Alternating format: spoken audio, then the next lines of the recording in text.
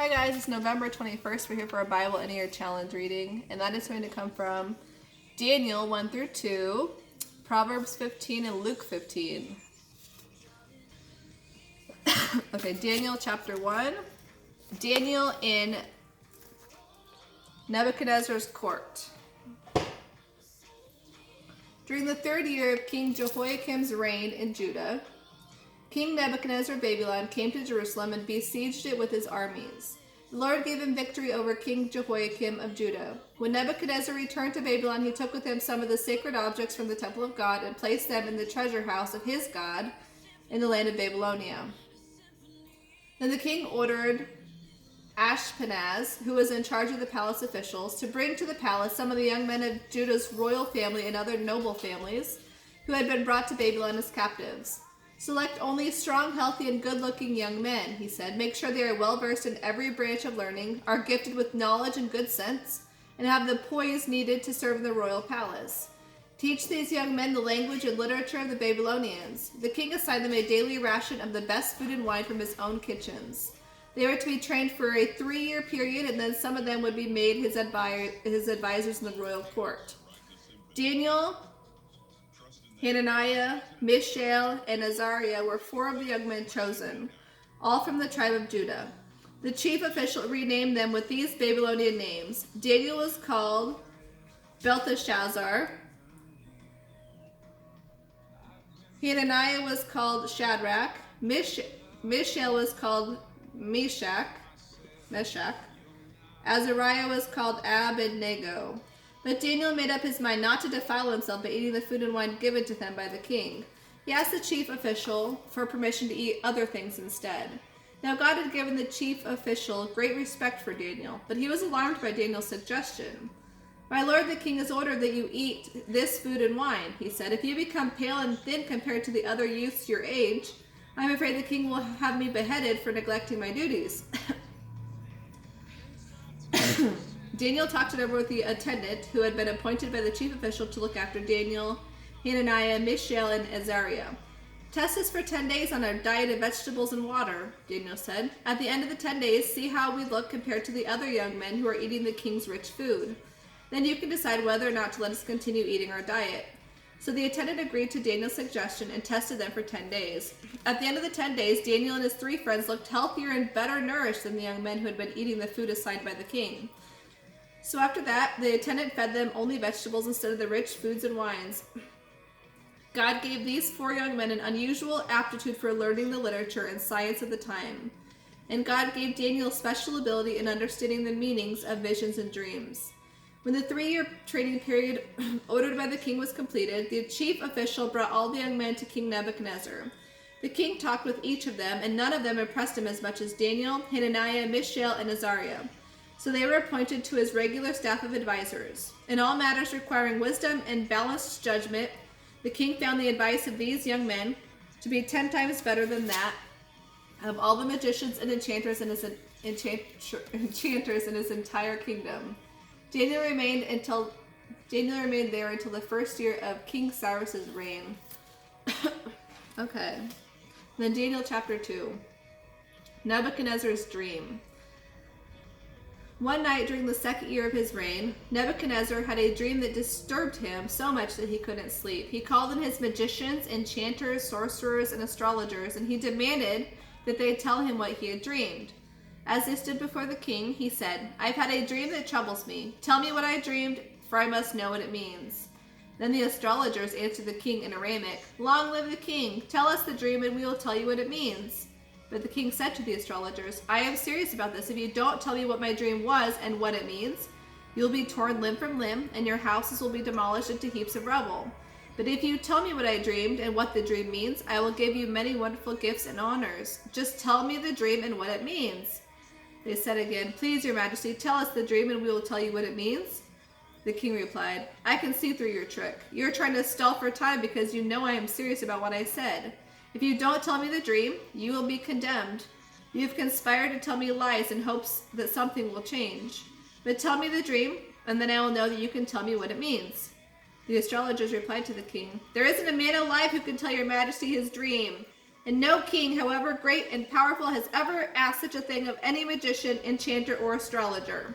This is an impossible thing the king requires. No one except the gods can tell you your dream, and they do not live among people." The king was furious when he heard this, and he sent out orders to execute all the wise men of Babylon. And because of the king's decree, men were sent to find and kill Daniel and his friends.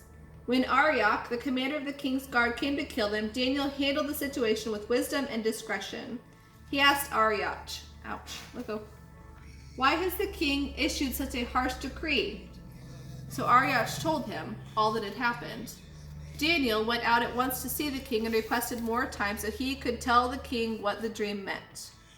Then Daniel went home and told his friends, Hananiah, Mishael, and Azariah, what had happened. He urged them to ask the God of heaven to show them his mercy by telling them the secret so they would not be executed along with the other wise men of Babylon. That night the secret was revealed to Daniel in a vision. Then Daniel praised the God of heaven, saying, "Praise the name of God forever and ever, for he alone has all wisdom and power. He determines the course of world events. He removes kings and sets others on the throne.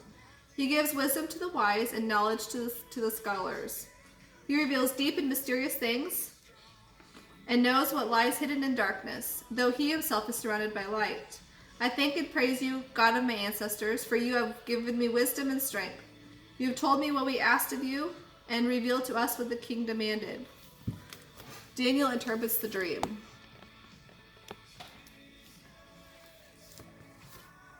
Then Daniel went in to see Arioch, who had been ordered to execute the wise men of Babylon. Daniel said to him, "Don't kill the wise men. Take me to the king, and I will tell him the meaning of his dream."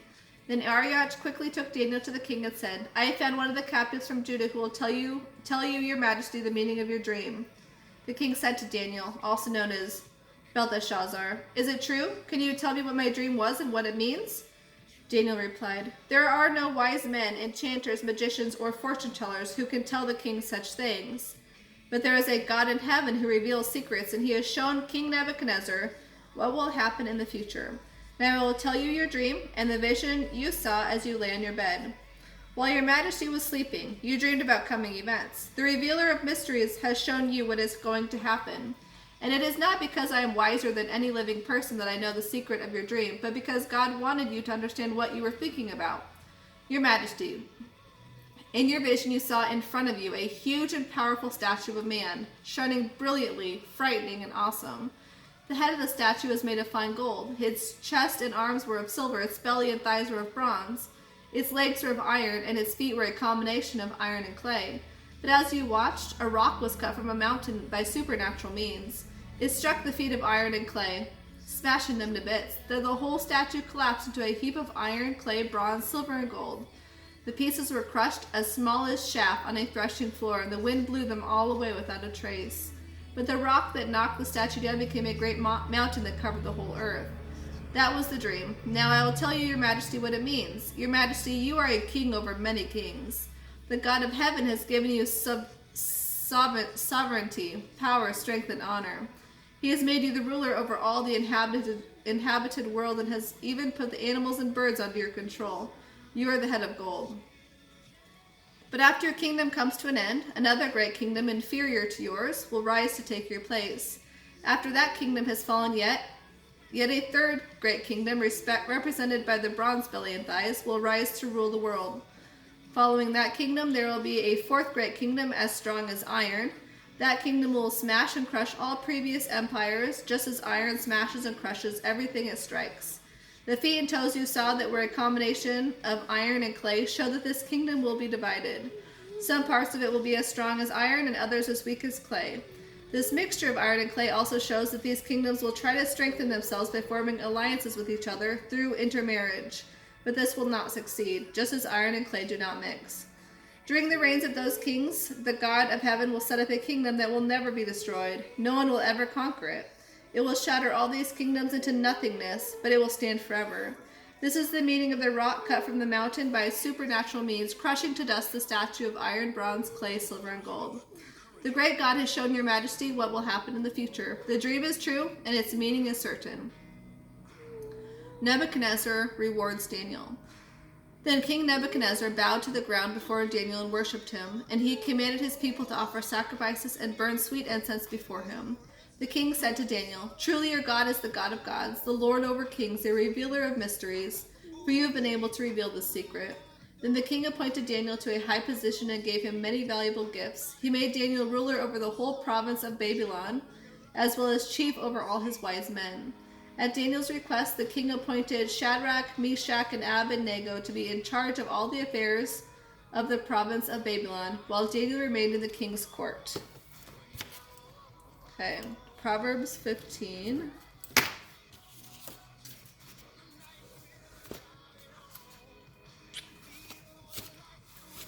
A gentle answer turns away wrath, but harsh words stir up anger.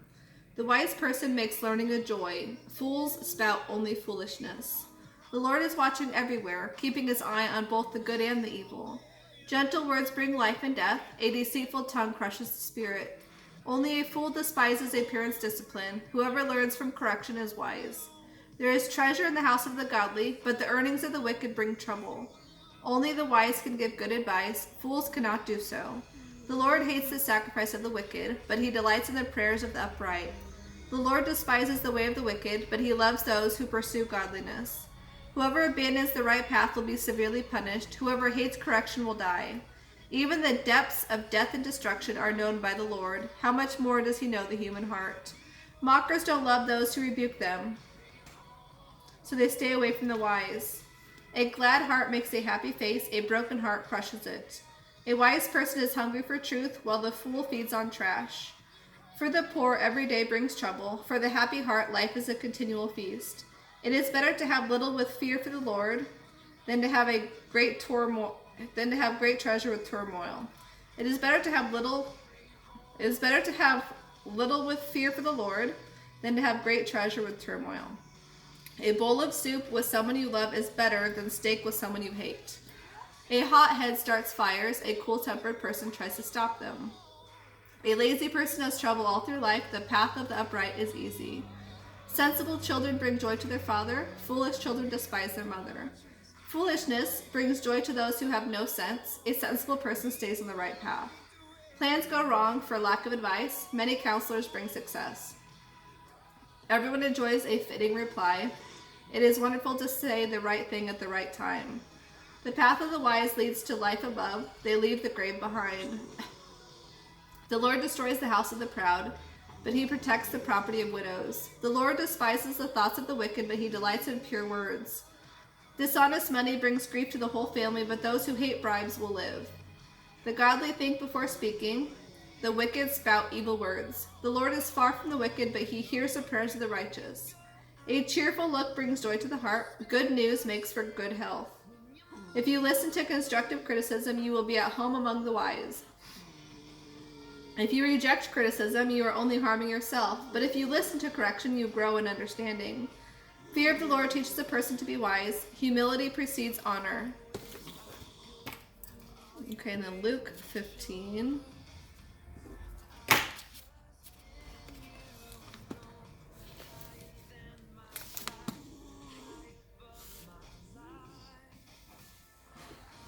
Story of the lost sheep. Tax collectors and other notorious sinners often came to listen to Jesus teach. This made the Pharisees and teachers of religious law complain that he was associated with such despicable people, even eating with them. So Jesus used this illustration. If you had 100 sheep and one of them strayed away and was lost in the wilderness, wouldn't you leave the 99 others to go and search for the lost one until you found it? And then you would joyfully carry it home on your shoulders. When you arrived, you would call together your friends and neighbors to rejoice with you because your lost sheep was found. In the same way, heaven will be happier over one lost sinner who returns to God than over 99 others who are righteous and haven't strayed away. Story of the lost coin. Or suppose a woman has 10 valuable silver coins and loses one. Won't she light a lamp and look in every corner of the house and sweep every nook and cranny until she finds it? And when she finds it, she will call in her friends and neighbors to rejoice with her because she has found her lost coin. In the same way, there is joy in the presence of God's angels when even one sinner repents. Story of the lost son. To illustrate the point further, Jesus told them this story. A man had 2 sons. The younger son told his father, I want my share of your estate now, instead of waiting until you die. So his father agreed to divide his wealth between his sons. A few days later, this younger son packed all his belongings and took a trip to a distant land, and there he wasted all his money on wild living. About the time his money ran out, a great famine swept over the land and he began to starve. He persuaded a local farmer to hire him to feed his pigs. The boy became so hungry that even the pods he was feeding the pigs looked good to him. But no one gave him anything. When he finally came to his senses, he said to himself, At home even the hired men have enough food to spare, and here I am dying of hunger. I will go home to my father and say, Father, I have sinned against both heaven and you, and I am no longer worthy of being called your son. Please take me on as a hired man. So he returned home to his father, and while he was still a long distance away, his father saw him coming. Filled with love and compassion, he ran to his son, embraced him, and kissed him. His son said to him, Father, I have sinned against both heaven and you, and I am no longer worthy of being called your son. But his father said to the servants, Quick, bring the finest robe in the house and put it on him. Get a ring on his finger and sandals for his feet. And kill the calf we've been fattening in the pen. We must celebrate with a feast. For this son of mine was dead and has now returned to life. He was lost, but now he is found. So the party began. Meanwhile, the older son was in the fields working. When he returned home, he heard music and dancing in the house, and he asked one of the servants what was going on. Your brother is back, he was told, and your father has killed the calf we are fattening and has prepared a great feast. We are celebrating because of his safe return. The older brother was angry and wouldn't go in. His father came out and begged him, but he replied, All these years I've worked hard for you and never once refused to do a single thing you told me to do. And in all that time you never gave me even one young goat for a feast with my friends. Yet when this son of yours comes back, after squandering your money on prostitutes, you celebrate by killing the finest calf we have. His father said to him, Look, dear son, you and I are very close, and everything I have is yours. We had to celebrate this happy day, for your brother was dead and has come back to life. He was lost, but now he is found. That is all for today. We'll see you next time.